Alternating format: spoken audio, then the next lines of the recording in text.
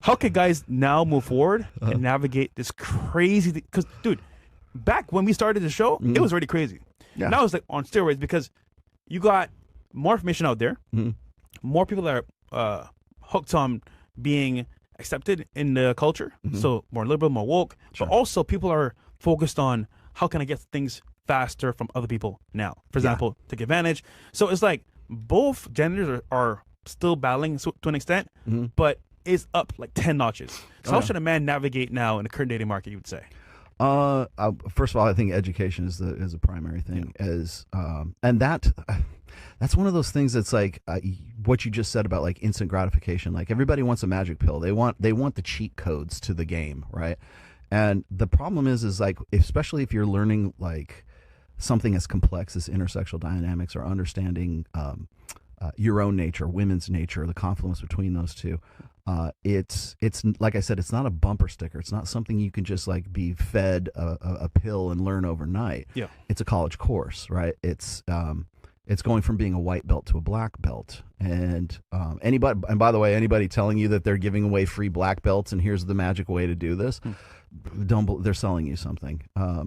But is pickup game still a thing? Like, for example? It is, but that's PUA is dead. Okay, it died a death back in 2009, basically.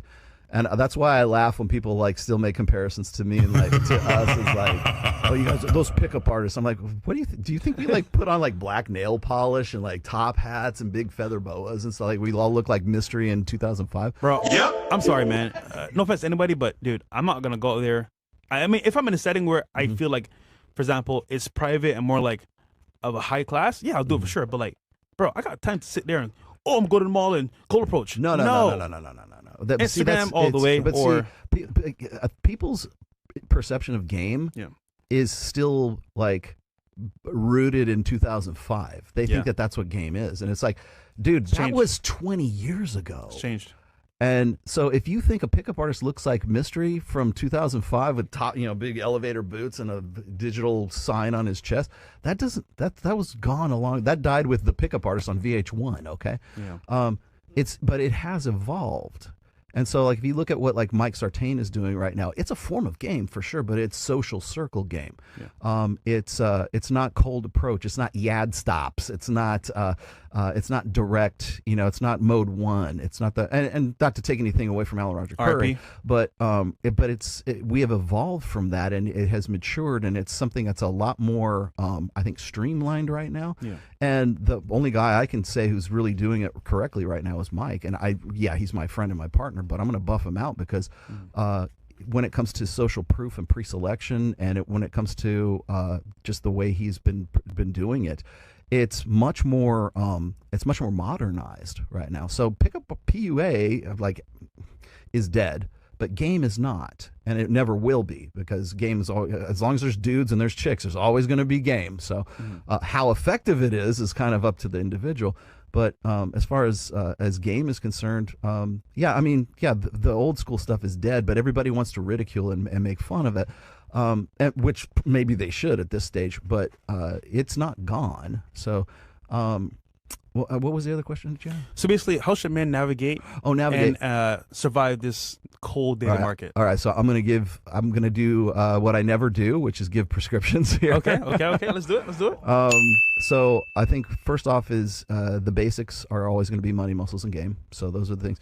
Okay, hold on, real quick.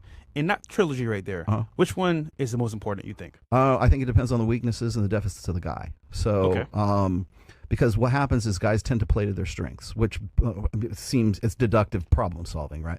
If I'm not a good-looking dude and I don't, I'm not physically, genetically, I'm not the best, you're probably going to think that chicks only want money. So you're going to like gross out in money, or you're going to gross out in game. So when people are deficient in one of those areas, they tend to gross out in another one of those. I know Rich Cooper will say something to the effect of like, don't chase women, chase excellence, right? What does that even mean? Like chasing excellence, or what is excellence, right? Is it money, muscles, or game, right? And my take on this is that, and I hate to use this term, but money, muscles, and game are synergistic, meaning that if you benefit in one area, it tends to have an effect on the other. So if suddenly you go from being a fat fuck and you get in shape 6 months, 8 months later, if you're a better looking guy, are people going to treat you differently 100%. because you're a better looking guy? Okay, how is that going to affect your game? Way How better. is that going to affect your money situation too? Are you going to Better. be up for a better job? Are you going to like be up for a promotion? Are you going to do things? Are you going to take more chances now? Are you going to be more risk tolerant as a result of confidence that? as well. More confidence as well. So what happens is when you benefit in one of those areas, it tends to have a similar effect in another area. So my way forward, my way of proceeding is to chase all of those things at the same time. Okay, primarily because like I talk to these guys who are Miguel Munoz's the crypto guys, the crypto crew, right? We're just about to go to I think it's this week, as a matter of fact. The Bitcoin conference is in Las Vegas this year. Okay. Yeah, I'm going. You know why I'm going? Because I'm there with Miguel. Every time I do, like, I know you guys are affiliates with Miguel too, so am I. Whenever I do a show with them, I do a show about how these guys need to protect themselves from prostitutes and chicks who want to basically roll them. Yeah. You know why? Because they're here in their money all of a sudden. Like they went from living in mom's basement and having like $10 in their bank account to having $10 million in their crypto account. Here's my bag is this much, right? And they go from zero to hero too quickly. And what happens is they're not prepared for the bitches that are going to be at the Bitcoin convention that are going to try to roll them. Yeah. Because that's it draws them like flies to shit, man. You will see those girls right there. Oh, guys, if this is you, if you're crypto bro, the girls at Sapphire do not love you, okay? The girls at the Rhino do not love you.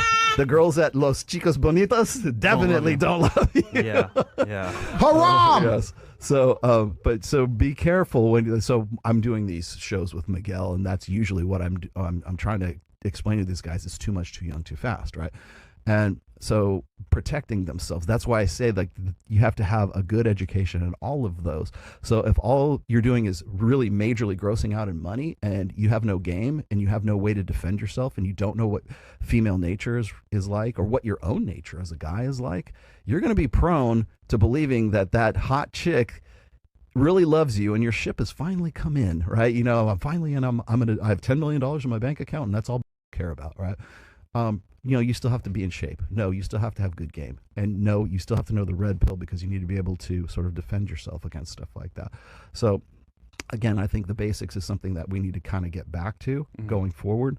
I think we need to be hyper vigilant about questioning the veracity of what we see on social media. Yeah. And I don't mean that just in terms of like politics. I mean that in terms of like, what is this guy telling me, and and using my capacity for critical thinking, does it pass the smell test? Is this something is this guy trying to sell me something, or is this something that I can actually use? And I think that's a skill that a lot of like critical thinking skills right now is something that's really lacking, particularly in Generation Z. I don't know about Gen Alpha. Maybe I have a little more hope for these guys, but right now it's.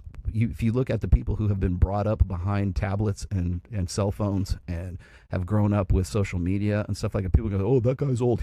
By the way, I'm not a fucking boomer. Thank you very much. This old boomer. No, I'm Gen X, okay? And I'll chew a fucking hole right through you. There you go. Yeah. I will chew a fucking hole right through you. Yeah, I love it. Like anybody who's like over 30 is a boomer to Gen Z. Yeah, pretty much. Yeah. It's like, no, you get your generational shit straight.